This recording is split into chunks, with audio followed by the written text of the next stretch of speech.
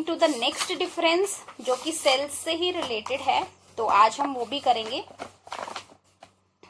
चलो, नेक्स्ट है आपका difference between plant and animal cell. तो स्टूडेंट्स, हमने प्लांट सेल और एनिमल सेल दोनों का स्ट्रक्चर कर लिया हुआ है। देखो यहाँ पे हमने plant cell and animal cell दोनों का स्ट्रक्चर कर लिया हुआ है। तो डिफरेंसेस भी आपको स्ट्रक्चर सामने रखो, अपनी अपनी नोटबुक सामने रखो, जहां आपने एनिमल सेल और जो प्लांट सेल का स्ट्रक्चर है वो बनाया है उसको सामने रखो, ताकि एक एक डिफरेंस आपको क्लियर हो जाए। ठीक है, अब फर्स्ट डिफरेंस देखो, cell wall is present, cell wall is absent. देखो, अब प्लांट सेल में हमने क्या किया था, मैं यहाँ पे आपको साथ साथ में स्ट्रक्चर की हेल्प से भी बताऊंगी।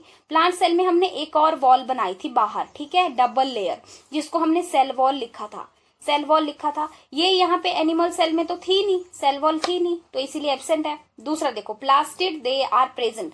ठीक है, प्लास्टिड कौन से, जो क्लोरोप्लास्ट, जैसे फॉर एग्जांपल क्लोरोप्लास्ट, वो प्रेजेंट होता है, प्लांट में ही होता है ना क्लोरोप्लास्ट, एनिमल सेल में थोड़ी होता है। एनिमल सेल अपना फूड खुद थोड़ी ना बनाते, क्लोरोफिल थोड़ी ना होती, इनमें ग्रीन कलर कंपाउंड नहीं होता, इसलिए एब्सेंट आएगा। Next point, centriole it is absent except in some lower forms of plant. कुछ प्लांट्स में, जो छोटे छोटे प्लांट्स होते हैं, उनमें ही सेंट्रोजोम प्रेजेंट होता है और बाकी प्लांट्स में एब्सेंट होता है। Centrosome is present in the animal cell. ठीक है, नेक्स्ट पॉइंट देखो। यस, मैम, जब आपने हमें प्लांट सेल करवाया था तो मैम उसके अंदर हमने 2 लेयर्स बनाए थे, प्लांट सेल और एनिमल सेल दोनों में 2 लेयर्स बनाए थे।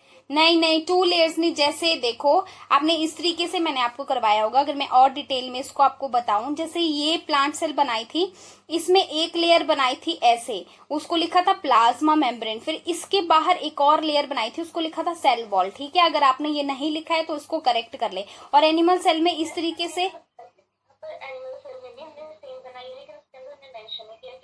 नहीं, देखो एनिमल सेल में सिर्फ ये था, ये एक वॉल है, ये इसका नाम प्लाज्मा मेम्ब्रेन है। देखो यहाँ पे एक वॉल ये है, ये वाली है देखो, और एक वॉल ये है देखो, 1 और ये 2 है ना प्लांट सेल में, यहाँ पे सिर्फ 1 है। आपने ध्यान नहीं दिया होगा, मैंने आपको करवाया है। Let me show you the diagram, जहाँ पे मैंने आपको ये चीज करवाई है। लुक, ये देखिए, ये देखो बेटा, देखो हमने एक ही लेयर है, ये देखो प्लाज्मा मेम्ब्रेन। अब जब प्लांट सेल किया था तो उसके बाहर एक और थी ऐसे, उसका नाम था सेल वॉल। ठीक है, ये ऐसे क्लियर हो गया अश्मिता? इस चीज का ध्यान रखें, ये मेजर डिफरेंस है प्लांट और एनिमल सेल में। चलिए नेक्स्ट, वैक्यूल। हमने प्लांट सेल में जो वैक्यूल किया था, ये ब्लर ही हो जाता है एक तो बीच बीच में, जो हमने प्लांट सेल में वैक्यूल किया था बहुत ज्यादा लार्ज था वो, यही डिफरेंस है कि वो बहुत ज्यादा लार्ज होता है। ठीक है, और प्लांट सेल जो है वो central vacuole occur in the plant cell, a few of small vacuole occur in the animal cell. Animal cell में स्मॉल वैक्यूल थे, छोटे छोटे। और वैक्यूल की वॉल को क्या बोलते हैं स्टूडेंट, जल्दी से बताओ? The wall of vacuole called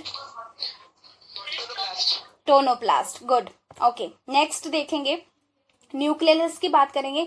तो आपको पता है कि प्लांट सेल में बड़ा सा वैक्यूल होता है, जिसकी वजह से न्यूक्लियस को मूव कर देता है पेरिफेरल साइड, इसीलिए लिखा है कि it lies on the side of peripheral cytoplasm. Peripheral का मतलब होता है साइड में, साइड जैसे में, कोने जैसे में हो जाता है वो। ठीक है, पेरिफेरल वर्ड का मतलब ही होता है।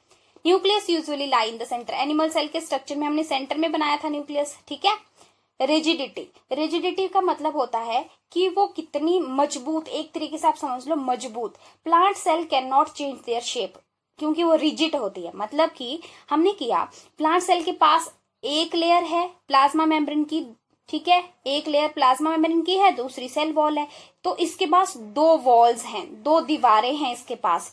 तो और एनिमल सेल के पास एक ही वॉल है, तो अब कौन सी ज्यादा रिजिड होगी, कौन सी मजबूत होगी? प्लांट सेल होगी ना, क्योंकि इसके पास 2 वॉल्स हैं, इसकी वजह से इसकी शेप को हम इजिली चेंज भी नहीं कर सकते, वही मतलब है। क्लियर हो गया? रिजिडिटी का मतलब आपको क्या होता है? नेक्स्ट देखो, Golgi apparatus, okay, Golgi apparatus की बात करेंगे, गोल्जी बॉडी भी इसको बोलते हैं। Plant cell contain several sub unit of Golgi apparatus called dictyosome, ठीक है। मतलब आप इस पॉइंट को ऐसे भी लिख सकते हो, नोट कर लो, many Golgi bodies are present in plant cell, बहुत ज्यादा होती हैं, ठीक है।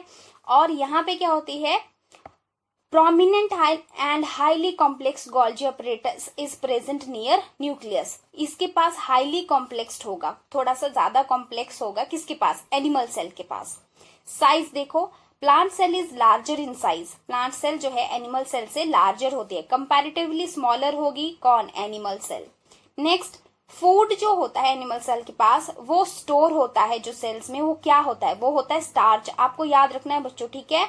स्टार्च किसका स्टोर्ड फूड मटेरियल है, प्लांट्स का। और एनिमल्स में स्टोर्ड फूड मटेरियल ग्लाइकोजन होता है। क्लियर हो गया आपको, ये दोनों अलग से क्वेश्चन भी पूछे जाते हैं। जो बीच में क्वेश्चन बनते हैं ना सारे, ये अलग से भी कई बार 1 नंबर के क्वेश्चन में पूछे जाते हैं, तो सारे क्वेश्चन इंपॉर्टेंट हैं। एग्जाम्पल मैंने यहाँ ऐड करा है, सेल्स ऑफ एनी प्लांट, किसी भी प्लांट की कोई भी सेल इसका एग्जाम्पल हो सकती है। और यहाँ पे cells of human, dog etcetera. Okay students, now this is clear to you, difference between plant and animal cell. फटाफट बताएंगे मुझे, सबको क्लियर है? Any doubt, any query, any question? आप हमारे चैनल को सब्सक्राइब कर सकते हैं और देख सकते हैं बहुत सारी डिफरेंट प्लेलिस्ट में डिफरेंट वीडियोस। जैसे कि मैं आपको यहाँ बता दूं कि हमने टॉप 100 एनसीईआरटी क्वेश्चन की सीरीज जो है, जिसमें क्लास वाइज, ये क्लास +2 के लिए सीरीज सेपरेट है, जिसमें हम बहुत सारे चैप्टर्स कर चुके हैं और अपकमिंग डेज में नेक्स्ट चैप्टर भी कंप्लीट कर लेंगे। इसके बाद एक सीरीज यहाँ पे इंपॉर्टेंट आपको मिलती है जो है टारगेट HPTET बायोलॉजी सेक्शन के लिए। इसमें जो है बायोलॉजी रिलेटेड जितने भी अकॉर्डिंग टू HPTET क्वेश्चन जो है वो डाले गए हैं, वो क्लास +1 क्लास +2 के अकॉर्डिंग और प्रीवियस ईयर क्वेश्चन के अकॉर्डिंग है। एक रिसेंट हमने सीरीज शुरू की है, that is target HPTET chemistry section, और इसमें भी इंपॉर्टेंट केमिस्ट्री के बेसिक्स जो है वो रहते हैं। एक प्लेलिस्ट आपको मिल जाएगी जिसमें बायोमॉलिक्यूल हमने जो है वो कंप्लीट किया है, बायोमॉलिक्यूल के बेसिक प्लस इसमें सारे नोट्स भी आपको मिल जाएंगे।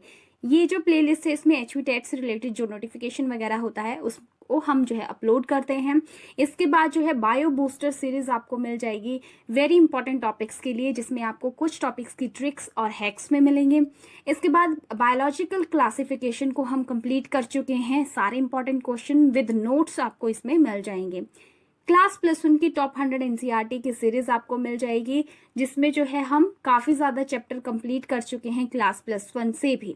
किंगडम एनिमेलिया के लिए सेपरेट एक वीडियो जो है वो प्लेलिस्ट आपको मिल जाएगा, जिसमें हमने कोर डेटा की क्लासेस को अभी डिस्कस नहीं किया है, रेस्ट हमने सारे के सारे फाइलम्स उनसे रिलेटेड क्वेश्चन जो है डिस्कस कर लिए हैं। इसके बाद HPTET की प्रीवियस ईयर क्वेश्चन की सीरीज है, क्लास 9 की बायोलॉजी है, ठीक है।